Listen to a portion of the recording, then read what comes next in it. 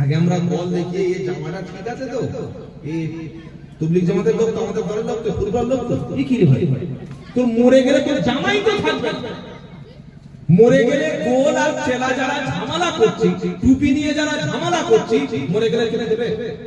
আরে হ্যাঁ না বলে না, মরে গেলে জামা থাকবে, মরে গেলে পাঞ্জাবি থাকবে, দাড়ি থাকবে, জুব্বা থাকবে, কিচ্ছু থাকবে, একটাই জিনিস মরণের পরে আমার সাথে যাবে, তার নাম হচ্ছে আল্লাহর কোরআন। বলে বলে সুবহানাল্লাহ। আর কিচ্ছু যাবে না। নবী ওমরকে বুকে টেনে নিয়ে এভাবে কাঁধে হাত দিলেন, বললেন ওমর শান্ত হও, তুমি কি ইসলামের দিকে আসবে না? ওমর ফারুক বললেন আজকে আমি সিদ্ধান্ত নিয়ে এসেছি। তরবারিটা খাচ করে বারবার বললেন বিশ্বনবী, যে তরবারি এতদিন ইসলামের বিরুদ্ধে চলেছিল, আজ থেকে এই তরবারি ইসলামের পক্ষে চলবে। জোরে বলুন, জোরে বলুন না সুবহানাল্লাহ। ওমর ফারুক পড়ে নিলেন লা ইলাহা ইল্লাল্লাহ, জোরে জোরে বলেন লা ইলাহা ইল্লাল্লাহ, লা ইলাহা ইল্লাল্লাহ মুহাম্মাদুর সাল্লাল্লাহু আলাইহি ওয়াসাল্লাম। আল্লাহর নবী ওমরের জন্য দোয়া করলেন। ওমর ফারুক ওই সময় কাবা শরীফের পাশে জোরে একটা তাকবীর দিলেন, জোরে বলুন সুবহানাল্লাহ। এত জোরে আল্লাহু আকবার বলল, আবু জাহল আবু লাহাবের কানে আল্লাহু আকবার শব্দটা যখন পৌঁছে গেছে, তারা ভাবতে শুরু করলো কে আবার ইসলাম কবুল করেছে, কার গলায় এত জোরে ধ্বনি, কার গলায় এত জোরে তাকবীর। ওমর ফারুক তরবারি নিয়ে আল্লাহর নবীকে পাশে নিয়ে কাবা শরীফের সামনে মিছিল করলো। ওমর বলল যদি কেউ বিবিকে বিধবা না করতে চায়, বাচ্চাকে ইতিম না করতে চায়, বাবাকে সন্তান হারা না করতে চায়, আমি ওমর সত্য দিন গ্রহণ করেছি, আমি কোরআন শুনেছি, আমি কোরআন পড়েছি, আমি কোরআন বুঝেছি, আমি সিদ্ধান্ত নিয়েছি যতদিন আমি বাঁচবো কোরআনের সাথে আমি থাকবো। জোরে বলুন সুবহানাল্লাহ। যতদিন আমি বাঁচবো মুহাম্মদ সাল্লাল্লাহু আলাইহি ওয়াসাল্লামের সাথে থাকবো, যতদিন আমি বাঁচবো কোরআন ওয়ালাদের সাথে থাকবো। কোরআন পড়ার পরে, কোরআন বোঝার পরে আল্লাহ তাআলা এত বেশি খুশি হয়ে গেল। ওমর আগে ছিলেন জাহিল, আগে ছিলেন একজন পথভ্রষ্ট ব্যক্তি, ইসলাম কবুলের আগে তিনি ইসলামের দুশমন ছিল। সেই ওমরটা যখন ইসলাম কবুল করলো, আল্লাহ তাআলার নবী বলেন আমার পরে কোনো নবী আসবে না, রাসূল আসবে না, নবী বা রাসূল হিসাবে আল্লাহ যদি কাউকে পাঠাতেন ওমর ফারুককে কবুল করে নিতেন। তাহলে ওনার এই যে পরিবর্তন, পুরো চেঞ্জ হওয়ার পিছনে সবচেয়ে বড় অবদান হলো আল্লাহর কালামের। জোরে বলুন সুবহানাল্লাহ। সেই কোরআন তো মাদ্রাসায় পড়া হচ্ছে, আমরা কেন কোরআনের কাছে আসব? কেন আমাদের মধ্যে দল মত ভাগাভাগি থাকবে? একটা গ্রামে 17টা দল, বাপটা আরেকটা দল, আর আল্লাহর কাছে একটা দল, সেই দলটার নাম হচ্ছে ইসলাম। জোরে বলুন সুবহানাল্লাহ। আল্লাহর কাছে দল একটা, কোন দল? ইসলাম। কবরে যদি বলি আমি তবলিগ জামাতের লোক ছিলাম, চামড়া ছাড়িয়ে একদম হাড়গোড় ভেবে, ওসব ফেরেশতারা তবলিগ জামাত ছিলেন। যদি বলি ফুরফুরার লোক ছিলাম, হাড় ঘুরিয়ে একদম পুরো বেদম বেদম দেবে। যদি বলি আমি আহলে হাদিস ছিলাম, মেরে মেরে লেজে লেজে ওরকম দাঁত করে দেবে, কোন পরিচয় কাজ হবে না। মার রাব্বুক মা দীনুক, তোমার দ্বীন কি, তোমার দল কি, তোমার দ্বীনের নাম কি? খালি একটাই কথা মুখ থেকে বলতে হবে, কি কথা বলে আজান গাছি, তালতলা, বেরিলি, তবলিগ, ফুরফুরা, কাদরিয়া, নকশবন্দিয়া, চিশতিয়া, মুজাদ্দিদিয়া কিচ্ছু চলবে না। স্বীকার করে নিতে হবে আমার দলের নাম ছিল ইসলাম আর আমি ছিলাম মুসলমান। জোরে বলুন সুবহানাল্লাহ। যদি মুসলমান বলতে পারি আমি ইসলামের উপরে ছিলাম, এটা বলার সাথে সাথে ফেরেশতারা আমার জন্য খুশি হয়ে যাবে। জোরে হবে না সুবহানাল্লাহ। তাহলে যেটা প্রশ্ন কবরে হবে তার জন্য প্রস্তুতি নেব, নেব বলুন ইনশাআল্লাহ, বলুন না ইনশাআল্লাহ। কিয়ামতের সেই কঠিন মুসিবতের দিনে আল্লাহর কসম করে বলছি, বান্দা জীবনে অনেক অপরাধ করেছে, বান্দা অনেক ভুল করেছে, গুনাহ করেছে, মিথ্যা বলেছে, সুদ খেয়েছে, জিনা করেছে, কিন্তু বান্দার অন্তরে আল্লাহর প্রতি ভালোবাসা ছিল, কোরআনের প্রতি ভালোবাসা ছিল, কোরআনের প্রতি বিশ্বাস ছিল, কোরআনের প্রতি ঈমান ছিল। এটা থাকার কারণে বান্দা কবরে গেছে, যেই কবর দেওয়া হয়ে গেল পুরো মাটি দিয়ে কবরের ঘরটা অন্ধকার করে দেওয়া হলো, নাকি ছোট একটু ফাঁকা রাখা, ফাঁকা রাখে নাকি ফাঁকা রাখে, লাইট দেয়, পানি একটা বোতল বসিয়ে দেয়, কোনো ব্যবস্থা নাই। কি গো বাবা জিরাতুল্লাহ আলাইহি, পুরো অন্ধকার, নিজের চেহারাটা দেখা যাবে।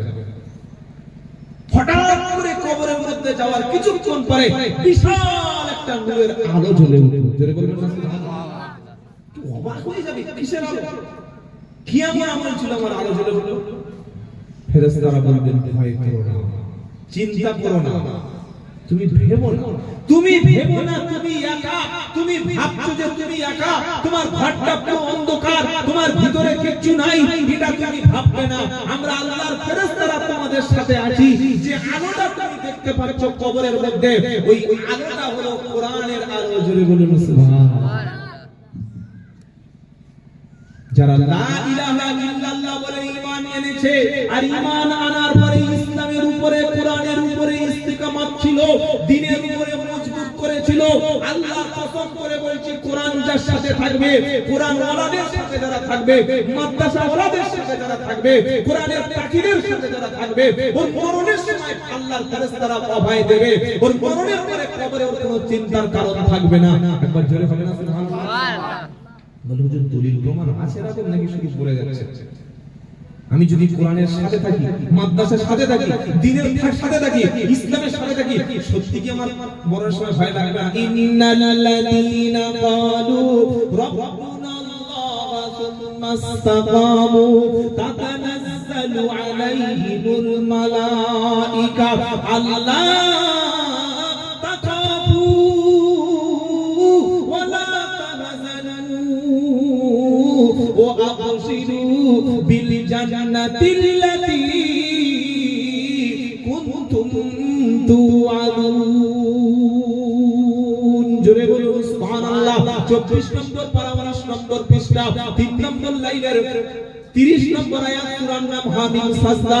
ইন্নাল্লাযীনা ক্বালু রাব্বুনাল্লাহ, নিশ্চয়ই যারা বলে আল্লাহ আমার রব, আল্লাহ আমার প্রভু, আল্লাহ আমার মালিক, আল্লাহকে রব বলে যারা স্বীকার করে নিয়েছে, ঈমান এনেছে একমাত্র শুধু আল্লাহর উপরে, এটাকে বিশ্বাস করে নিয়েছে যারা, সুম্মা ইসতাকামু, ঈমানের উপরে আল্লাহকে রব বলে মেনে নিয়ে পরিপূর্ণ বিশ্বাস করেছে যারা, তার উপরে দ্বীনের উপরে অচল এবং অটল ছিল, ইসলামকে মজবুতের সঙ্গে ধরেছিল যারা, আল্লাহ পাক বলছেন সুম্মা ইসতাকামু তাতানাজ্জালু আলাইহিমুল মালায়েকা।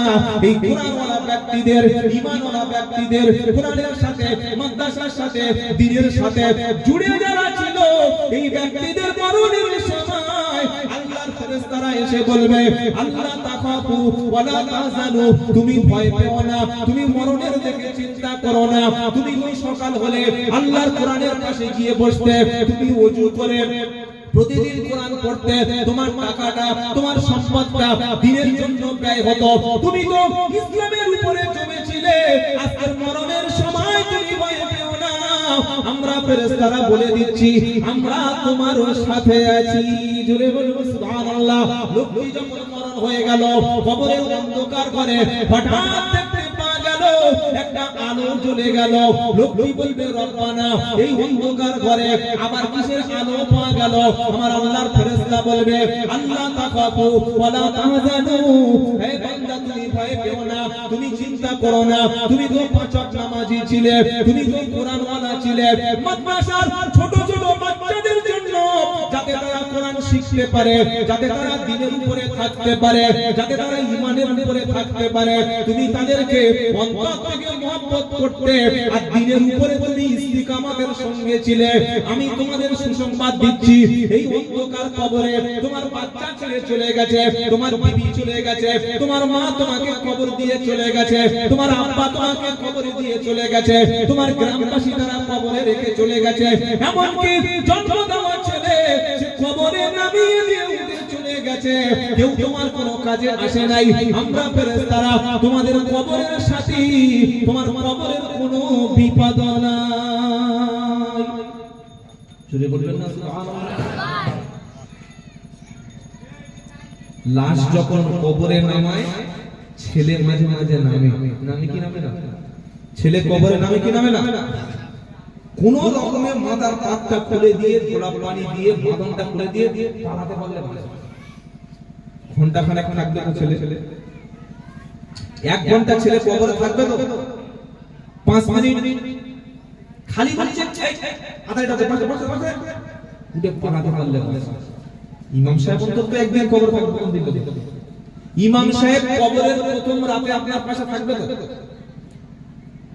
যারা চুপচাপ থাকবে বলে মনে হচ্ছে 1000 টাকা দিয়ে থাকবে। আচ্ছা 1 লাখ টাকা বক্তাকে যদি বলি হুজুর আপনার খালি বক্তব্য করতে হবে, 1 লাখ টাকা যখন পয়সা লাগাবো, এরকম লোক এগুলো না আছে? 1 লাখ টাকা দান করার মতো লোক এই এলাকায় আছে। আমার বাপটা মরে গেছে, 1 লাখ টাকা আপনি জলসা করতে হবে, খালি আসবেন আমার বাড়ি বিরিয়ানি খাবেন, আর আসর পর আবার মাটি হবে, খালি কবরটু থাকবে থাকবে। জোরে জোরে বলে মুফতি সাহেব, পীর সাহেব, ফকির সাহেব, আমির সাহেব, হাফেজ সাহেব, কাজী সাহেব, কাজী সাহেব, গাজী সাহেব কেউ নাই। নিজের জন্ম দেওয়া ছেলে উঠে পালিয়ে চলে গেল। পুরো অন্ধকার, হঠাৎ দেখতে পাওয়া গেল কোরআনের মধ্যে নূর জ্বলে গেছে, কবরের মধ্যে জ্বলে গেছে। সুবহানাল্লাহ। ভয় পাচ্ছে কিসের আলো? আল্লাহর ফেরেশতারা বলছে আল্লাহ তাখাফু ওয়া লা তাহজানু ওয়া আবশিরু বিল জান্নাতি আল্লাতী কুনতুম তুআদুন। তুমি ভয় পেও না, তুমি চিন্তা করো না, যে আলোটা জ্বলে দিয়েছে ওটা হচ্ছে কোরআন। জোরে হবে না সুবহানাল্লাহ। তুমি ফজরের পরে কোরআন পড়তে, মাগরিবে এশায় পড়তে, দিনে পড়তে, নিজে না পড়তে জানলেও তোমার টাকা, তোমার পয়সা দিয়ে আলেম বানিয়েছিলে, হাফেজ বানিয়েছিলে। সেই হাফেজরা মাদ্রাসায় বসে বসে কোরআন পড়ছে। একটা অক্ষরে 10টা নেকি, দুটো অক্ষরে 10টা নেকি, তিনটে অক্ষরে 10টা নেকি। আলিফ লাম মিম এই তিনটে অক্ষর পড়েছে, সাথে সাথে আল্লাহ হাফেজদের আমলনামায় 30টা নেকি লিখে দিয়েছে। আর এই হাফেজদের সহযোগিতা করার জন্য যারা অর্থ দিয়েছে, টাকা দিয়েছে, তাদেরকে সহযোগিতা করেছে যারা, তারাও কবরে শুয়ে শুয়ে 30টা নেকি পেয়ে গেছে। ওই সময় ফেরেশতারা বলবে এই নূরটা কোরআনের নূর, এই নূরটা কোরআনের নূর। বললে কোরআনের কোন নূর? আল্লাহর নবী বলেন কোরআনের মধ্যে একটা সূরা আছে, সূরাটির নাম হলো সূরাতুল মুলক। একদম 29 পারা। কত পারা? খালি এই আমলটা শিখে যান ইনশাআল্লাহ, কবরের আযাব থেকে মুক্তি পাবেন। সুবহানাল্লাহ বলবেন না? আমি তো বলেই দিলাম, হাফেজ সাহেব, মুফতি সাহেব, পীর সাহেব, ফকির সাহেব, আমির সাহেব, গাজী সাহেব, হাজী সাহেব, কাজী সাহেব কেউ আপনার কবরে যাবে না, কেউ কবরে উপকার করতে পারবে না।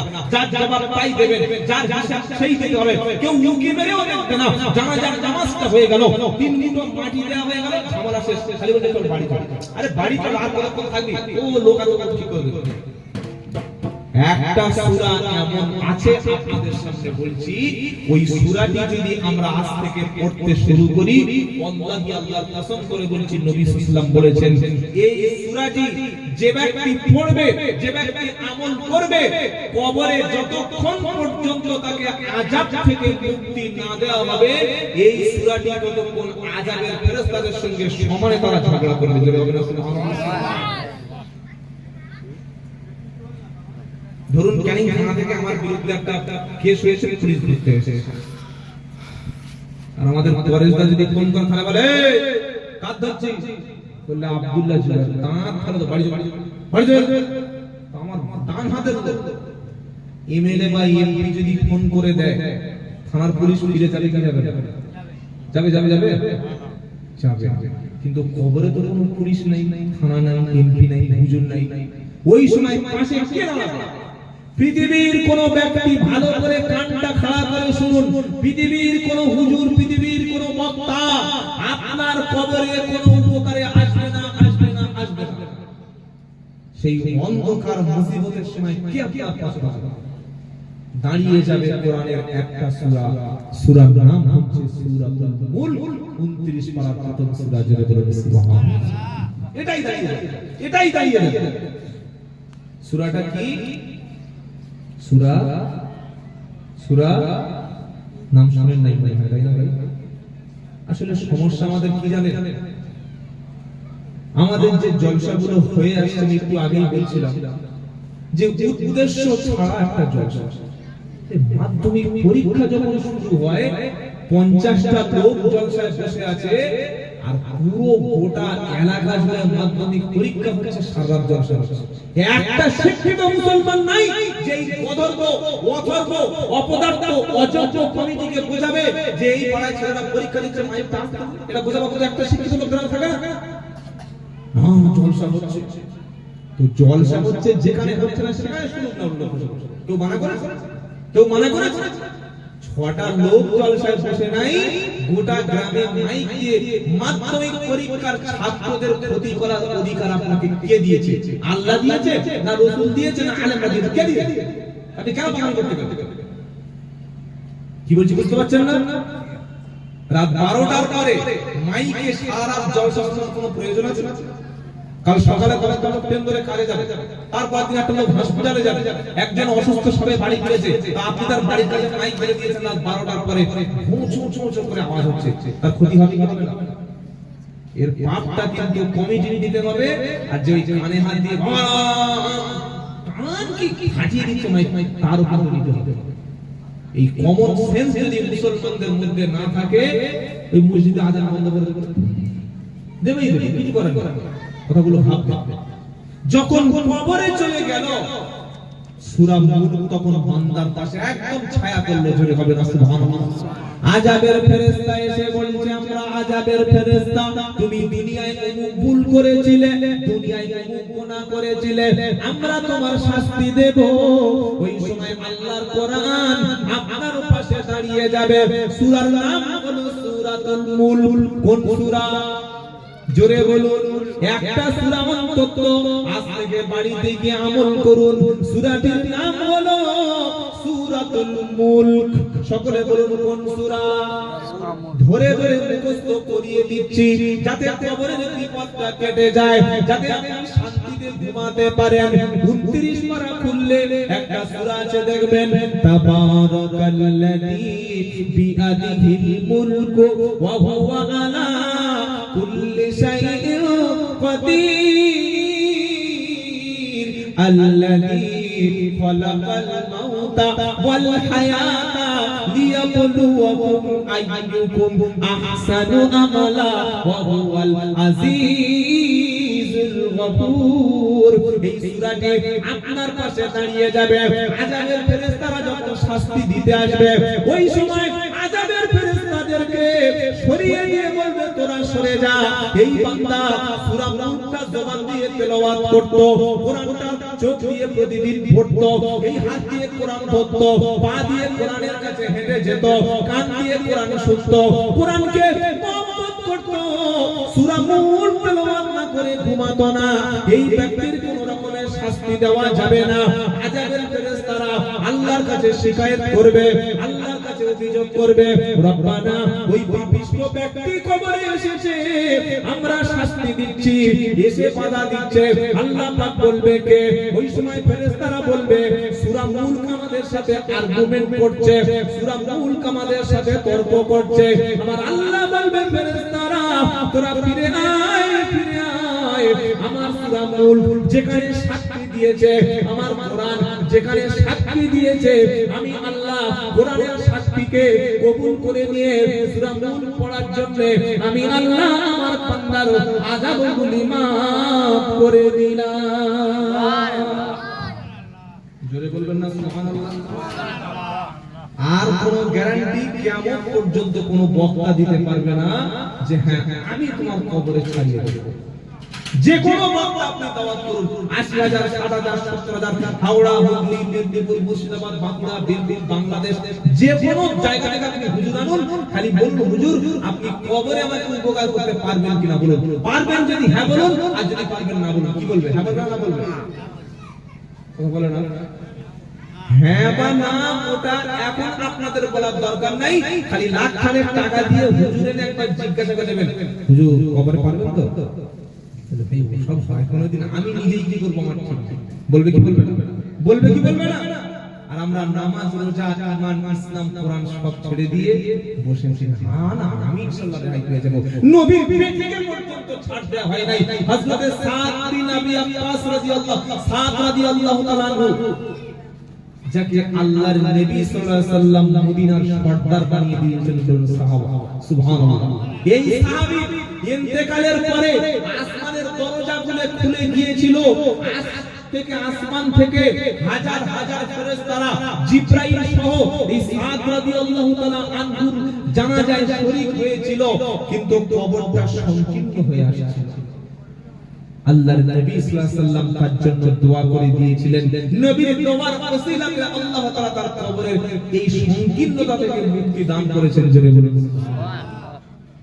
যে সাহাবার জানাজার নামাজে আল্লাহর ফেরেশতারা নাজিল হয়, তার কবরটা যদি সংকুচিত হয়ে আসে তো আপনার পাশে কে থাকবে? ওটা সন্ধ্যাবেলা সবার সময় একটু ভেবে শুনবেন। আর যাদেরকে 70,000 টাকা, 80,000 টাকা, 30,000 টাকা পকেটে গুনে দিয়েছেন, একবার জিজ্ঞাসা করবেন উনি আপনার উপকারে আসবে কিনা। যদি না আসতে পারেন তাহলে এত টাকা নিয়ে খেয়ে চলে গেলেন কেন? বলতে বলতে আপনি টাকাটা বলছেন, বলে টাকাটা কোথায় দেবো? এটা কি? এই যে ঘরটা কি এটা? আরে দেখে বলুন। শুধু মাদ্রাসা? নবীর মাদ্রাসা, কোরআনের মাদ্রাসা। ছোট ছোট ছোট বাচ্চা, আল্লাহি যারা এখানে পড়তে আসে, যখন বাচ্চাটা বাড়ি থেকে পার হয়েছে ওর পায়ের তলায় আমরা দেখতে পাই জুতা আছে, জুতা। কিন্তু আরেকটা জিনিস আছে যেটা আমাদের চোখে ধরা পড়ে না, সেই জিনিসটার নাম হলো আল্লাহ রহমতের ফেরেশতাদের ডানা বিছানো থাকে। জোরে বলবেন না সুবহানাল্লাহ। আকাশের সমস্ত পাখি, পৃথিবীর সমস্ত প্রাণী কোরআন পড়নেওয়ালা ব্যক্তির জন্য দোয়া করতে থাকে। জোরে বলুন সুবহানাল্লাহ। আপনার টাকা কি বেকার যাবে? বেকার যাবে কোনদিন? একজন খালি দাঁড়িয়ে বলুন যে হ্যাঁ আমি এত টাকা দিয়েছিলাম আর আমার টাকাটা পুরো নষ্ট হয়ে গেছে, দাঁড়িয়ে বলে যাবে না, গ্যারান্টি যাবে না।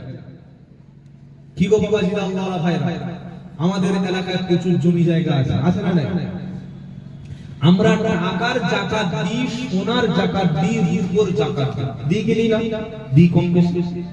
এই যে জমিতে ধান হলে ধানের যে একটা যাকাত আছে, এটা আমরা অনেকে জানি।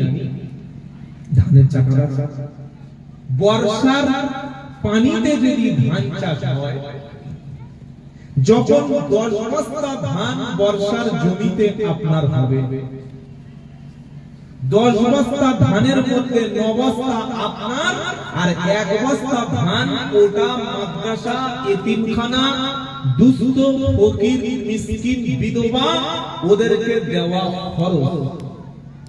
এটা শুনেছেন কোনদিন? নাই মনে শুনছেন? মনে মতো শুনেন নাই যে ফসলের যাকাত দেওয়া খরচ, ওটাকে বলে ওশর। আপনি কখন দেবেন ধানের যাকাত? যেদিন মাঠ থেকে, জমি থেকে ধান তুলে আনলেন, ধান ঝাড়াই করে মেপে দেখলেন 40 বস্তা হয়েছে, তাহলে মাদ্রাসায় কত বস্তা যাবে? জোরে বলেন 4 বস্তা।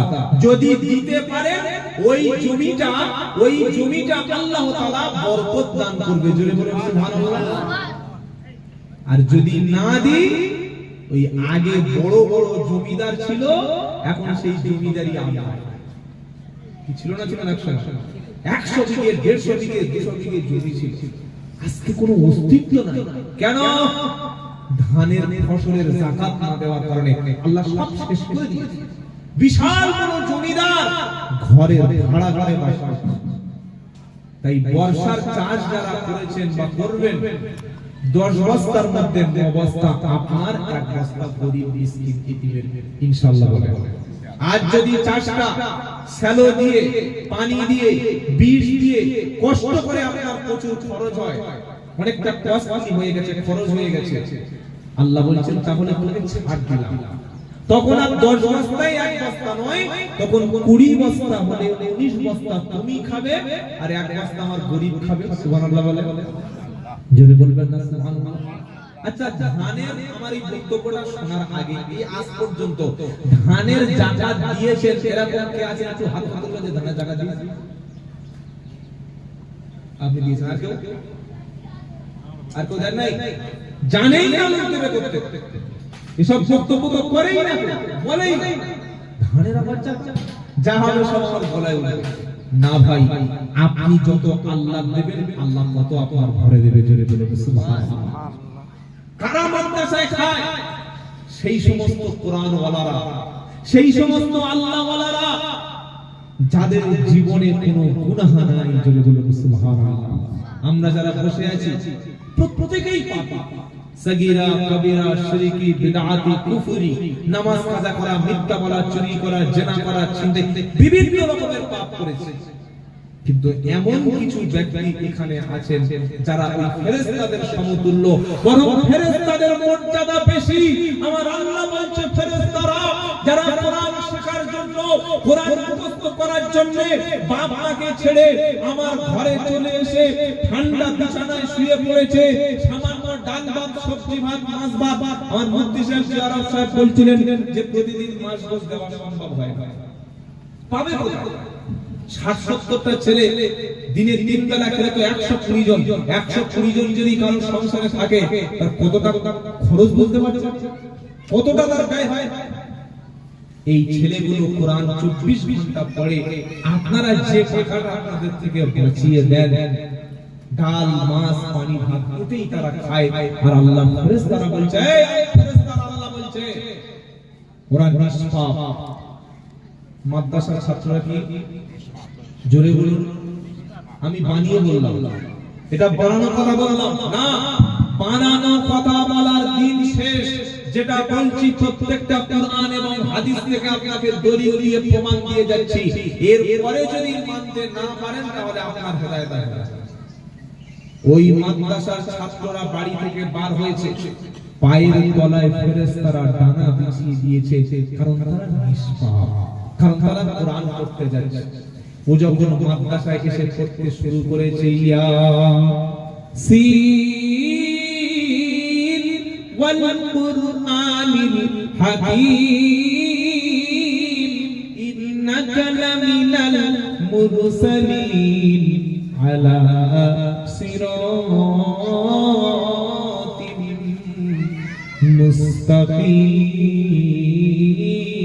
মুস্তাকিম তানজিলাল আজিজির রহিম লিতুনদিরা কওমান মা উনদিরা আবাহুম ফাহুম গাফিলুন।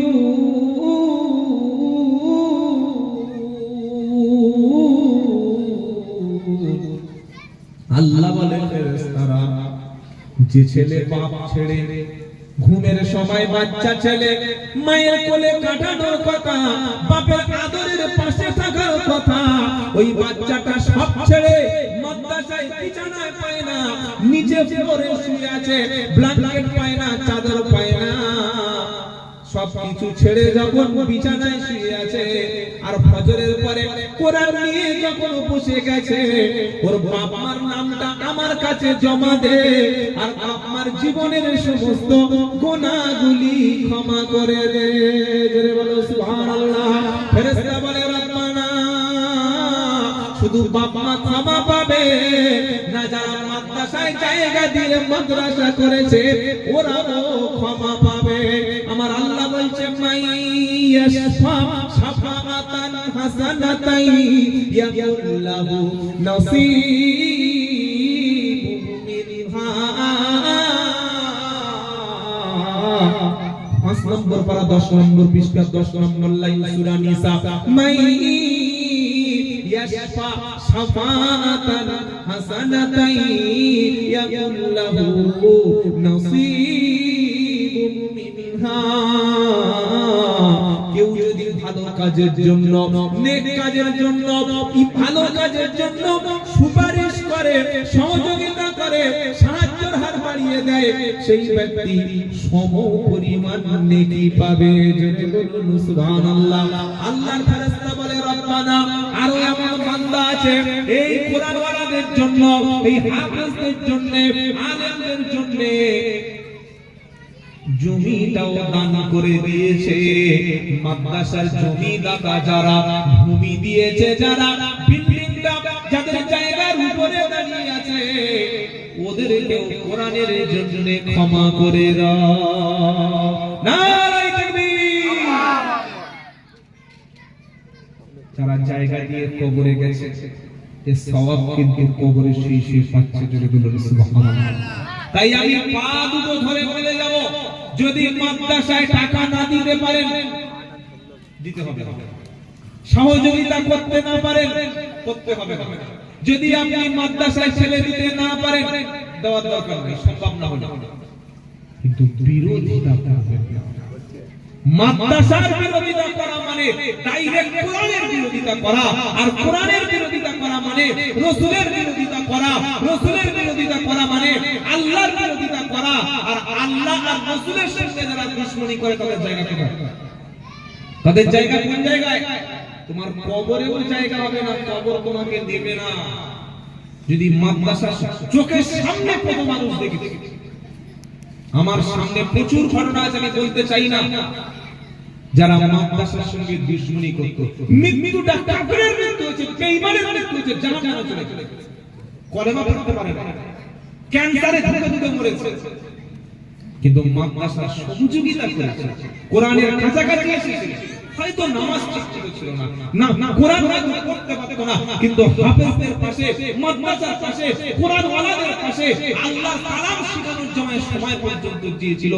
এই ব্যক্তির মরণের পরে তার চেহারায় অসংখ্য নূর দেখতে পাওয়া গেছে। বিরোধিতা করলে আবু জাহলের মতো হবে। মাদ্রাসার জমিদাতা আল্লাহ তাদেরও ক্ষমা করে দেবে। জোরে জোরে সুবহানাল্লাহ। ফেরেশতারা বলছে, আল্লাহ এই যে বিল্ডিংটা যেটা শুইয়া গিয়েছে, কোরআন শিক্ষা দিতে দিয়ে দেখুন আপনি আল্লাহ কারা কারা সিমেন্ট দিয়েছে, ইট দিয়েছে, বালি দিয়েছে, এমন কি একটা ইটের টুকরো পর্যন্ত যারা দিয়েছে। মুসলমান তুমি গ্রামের মাদ্রাসায় সহযোগিতা করে তুমি মাদ্রাসা দেখতে পাও না, একটা ইটও যদি কোনো মুসলমান হাতে করে নে এই মাদ্রাসায় লাগিয়ে দেয়, আল্লাহ কসম করে বলেছি এর ওসিলায় আল্লাহ কিয়ামতের দিন কোরআন আপনার পাশে দাঁড়াবে। জোরে জোরে সুবহানাল্লাহ। ইট দেওয়া দূরের কথা, যারা দিচ্ছে তাদের যদি বিরোধিতা করি, আমি আর আবু জাহলের মধ্যে পার্থক্যটা কোথায়? আমি আর আবু লাহাবের মধ্যে পার্থক্যটা কোথায়? একটা ছেলে হাফেজ হয়ে গেল, 3 বছর পরে দিন রাত পরিশ্রম করে যখন হিফজ কমপ্লিট করলো, হাফেজ হয়ে গেল, তার মাথায় একটা কি দেওয়া হয়? জোরে বলেন, বোঝা কি দেওয়া হয়? পাগড়ি। এর দাম হয়তো 2 থেকে 300 টাকা, সবাইকে কি গো বাবাজি, আল্লাহ আল্লাহ। কিন্তু এই পাগড়িটার সম্মান মর্যাদা যে কত বেশি, দুনিয়ায় মাথায় যখন পাগড়ি চেপে গেল, আমরা সকলে বললাম ছেলেটা হাফেজ হয়ে গেল। বলি কি বলি না? বলি কি বলি না? কিন্তু এই হাফেজ হওয়ার পিছনে কত অবদান যে আছে সেটা কখনো কেউ ভেবে দেখে না। তার ওস্তাদ কত ঘন্টা একটা ছেলের পেছনে মেহনত করে জানেন? 600 পৃষ্ঠা কিতাব, 6666টি আয়াত, 540টা রুকু, 114টা সূরা, 30টা পারা, 3,23,770টা অক্ষর, 86,430টি শব্দ, একদিন দুদিন তিন দিন না, মাসের পর মাস, বছরের পর বছর ছেলেটা পড়ে পড়ে পড়ে পড়ে 3 থেকে 4 বছর ছেলেটা পড়ে পড়ে পুরো কোরআন যখন মুখস্থ হয়ে গেল, এবার ওস্তাদ বলল, তুমি প্রতিদিন 5 পারা করে আমাকে এক জায়গায় মুখস্থ করে শোনাবে। কোরআন কত পারা? যদি জানা থাকে বলুন, না যদি বলে জানেন আমি বলে দিচ্ছি।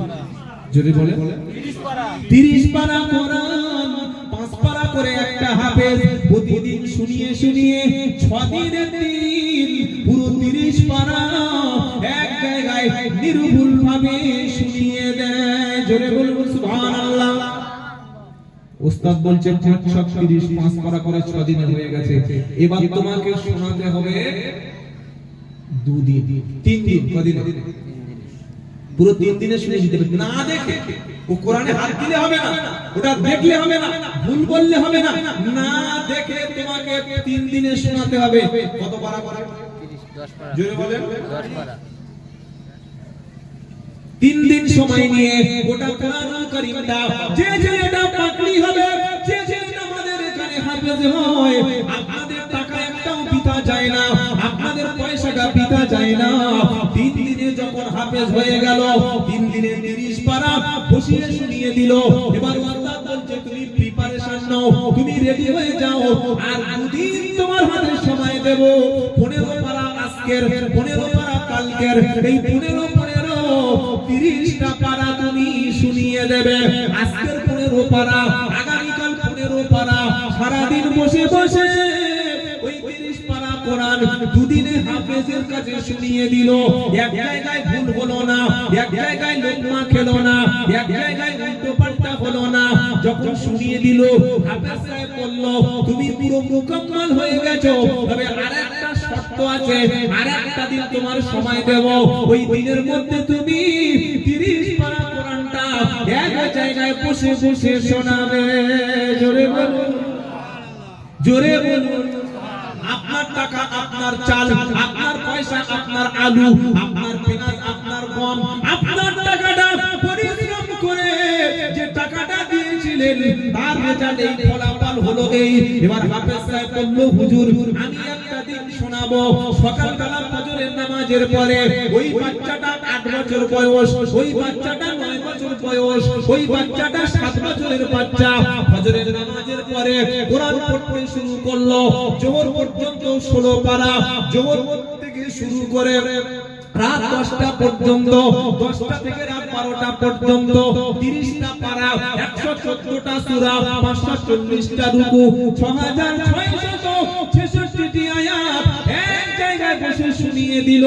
কোন জায়গায় ভুল হলো না, কোন জায়গায় জড়িয়ে গেল না, কোন জায়গায় লোকমা খেলো না। চোখ বন্ধ করে এক জায়গায় 30টি পারা হাফেজ যখন শুনিয়ে দিল, উস্তাদ তখন মাথায় হাত দিয়ে দোয়া করে বলল আল্লাহ তোমাকে একজন মুকাম্মাল হাফেজে কোরআন বানিয়ে দিয়েছে। আর জোরে বলুন সুবহানাল্লাহ। উস্তাদের দিনের পর দিন ঘুম নষ্ট হয়েছে, মাসের পর মাসের তার খাওয়া হয় নাই, সারাক্ষণ ছাত্রদের কাছে পড়েছিল। ওই হাফেজটা 30টা পারা কোরআন মুখস্থ করার জন্য আপনাদের মতো মানুষের টাকা, অসংখ্য টাকা হাফেজের পিছনে দিতে হয়েছে। আপনাদের চালগুলো, আপনাদের মুষ্টিবদ্ধ টাকাগুলো, পয়সাগুলো এই মাদ্রাসায় দিতে হয়েছে। গ্রামের মানুষের মেহনত ছিল, কমিটির খাম ছড়ানো পরিশ্রম ছিল। একটা ছেলে যখন হাফেজ হয়ে গেল, ওর মাথায় যখন পাগড়ি দেয়া হলো, আমার আল্লাহ বলল ফেরেশতারা এর তো পাগড়ি দেয়া হচ্ছে, কিন্তু এবার বলো এর বাপ মা আজকের কি পাবে?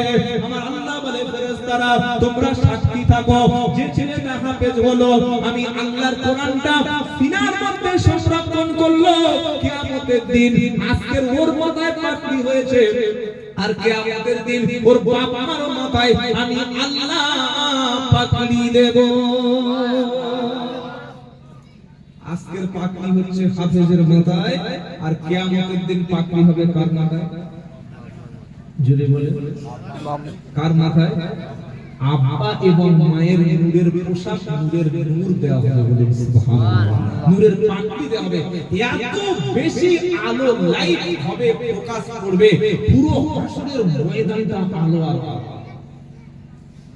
বান্দা তখন ঈর্ষা হবে, কি এমন লোক, কেউ কি পরিচয় আছে, কোন ডিগ্রি আছে, ওর কোন ডিগ্রি আছে, কিসের পাগড়ি পাচ্ছে? ফেরেশতারা বলছে চুপ, কথা বলিস না, কি চিনিস ওটা? কি বল? তো আমাদের সঙ্গে ঘুরতো খেতো, কি হয়েছে? ওর একটা ছেলে ছিল, মান করা আল কুরআন ওয়া আমিলা বিমা ফিহি উলবিসা ওয়ালিদাহু তাজান ইয়াউমাল কিয়ামাহ। কোরআন পড়তো ছেলে, কোরআন সংরক্ষণ করত, আর আল্লাহ যেভাবে বলেছিলেন সেইভাবে আমল করত। তাই কোরআন ওয়ালার বাপ আর মায়ের মাথায় আমি আল্লাহ পাগড়ি দিয়ে দিয়েছি। জোরে বলে সুবহানাল্লাহ। বলে দুজন আমরা খাইয়েছি, পরিয়েছি, টাকা দিয়েছি, সব বেকার?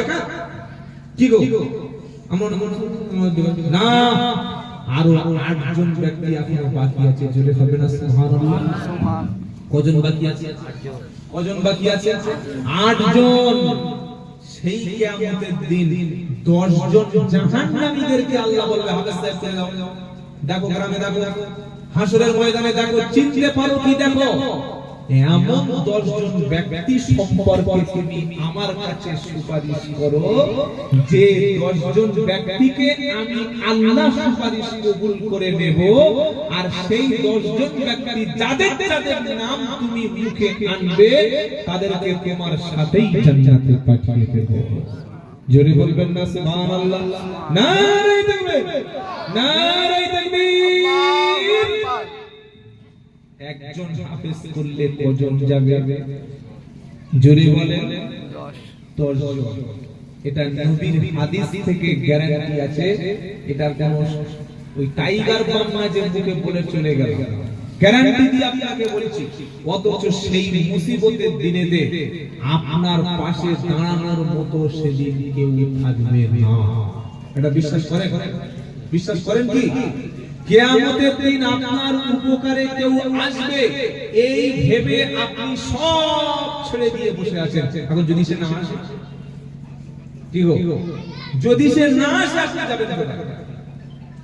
ওয়াত্তাকু ইয়াওমান লা তাজজি নাফসুন আন নাফসিন শাইআ ওয়া লা ইকবালু মিনহা শাফাআতু ওয়া লা ইউখাযু মিনহা আদলু ওয়া লা হুম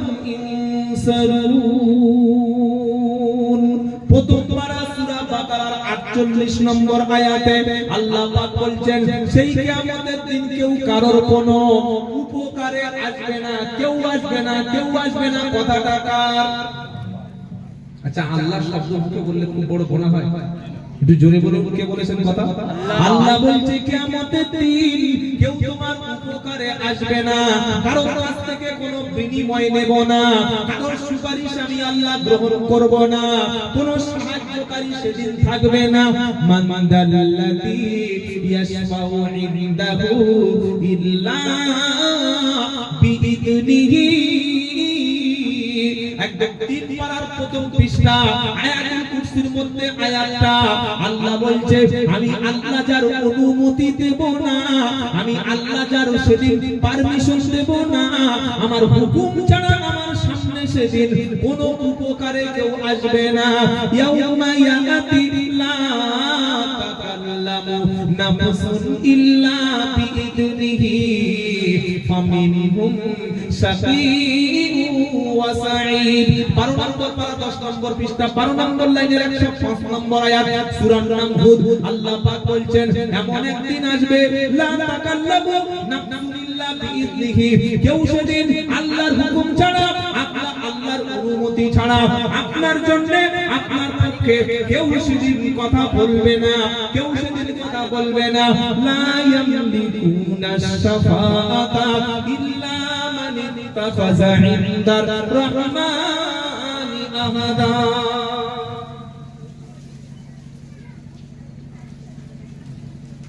ঠিক আছে, 16 পারা সূরা মারিয়ামের 87 নম্বর আয়াতে আমার আল্লাহ বলছে লা ইয়ামলিকুনা শাফাআতা ইল্লা মান ইত্তাখাযা ইনদার রাহমানি আহাদা। আমি আল্লাহ আমার প্রতিশ্রুতি যে পেয়েছে সে ছাড়া আমার সামনে সুপারিশ করবে এমন কোন ব্যক্তি সেদিন পাওয়া যাবে না। সেই সময় বান্দা পেরেশানি হয়ে যাবে, কে আমার পক্ষে কথা বলবে, কে আমার সামনে আজকের মুখ খুলবে, আমাকে আল্লাহর জাহান্নাম থেকে বাঁচাবে কে, ফুলফুলাঙ্গা আমাকে পার করিয়ে দেবে কে, আরশের তলায় ছায়া আমার ব্যবস্থা করে দেবে কে। এই বিপদে বাপ চলে গেল। ইয়াউমা ইয়াফিরুল মারউ মিন আখিহি ওয়া উম্মিহি ওয়া আবিহি ওয়া সাহিবাতিহি ওয়া বানিহি। আল্লাহ পাক বলছেন সূরা আবাসায় যে মা, বাপ, ভাই, স্ত্রী, কলিজার টুকরা সন্তান সবাই যখন পালিয়ে চলে গেল, সবাই যখন পাশ থেকে চলে গেল, কেউ সেদিন থাকলো না। এমনকি জন্ম দেওয়া ছেলেটাও বাপের ভুলে চলে গেল। ওই সময় আল্লাহর কোরআন গিয়ে আপনার পাশে দাঁড়িয়ে যাবে। জোরে বলুন সুবহানাল্লাহ। আল্লাহর কোরআন বলবে বান্দা তুমি তো কোরআনের সাথী ছিলে, তুমি তো কোরআনের পাশে ছিলে, কোরআন পড়েছো, বুঝেছো, শুনেছো, কিছু না করতে পারো, কমপক্ষে কোরআন ওয়ালাদের তুমি ভালোবেসেছো, আলেমদেরকে ভালোবেসেছো, মাদ্রাসার তালাবুল ইলমকে ভালোবেসেছো, এর ওসিলায় আমি আল্লাহ তোমাকে ক্ষমা করে দিলাম। এটা এখন বিশ্বাস হবে না, বিপদে না বললে বিশ্বাস হয়। বিপদে না বললে বোঝা যায় না কে বন্ধু আর কে দুশমন। কি বুঝলেন? যতক্ষণ আপনার উপরে কোনো কঠিন বিপদ আসবে না, ততক্ষণ আপনি বুঝতে পারবেন না যে কে আপনার পক্ষে লোক। সবাই সালাম দিচ্ছে, সবাই ভাই ভালো ভাই ভালো, বিশাল ব্যাপার।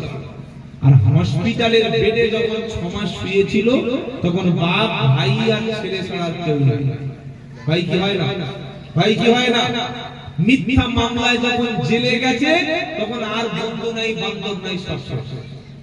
কি গো বাবাজি, ওই মুসিবতের দিনে পিছন থেকে আওয়াজ দিয়ে বলবে আমি কোরআন তোমার সাথে আছি, জোরে হবে না সুবহানাল্লাহ।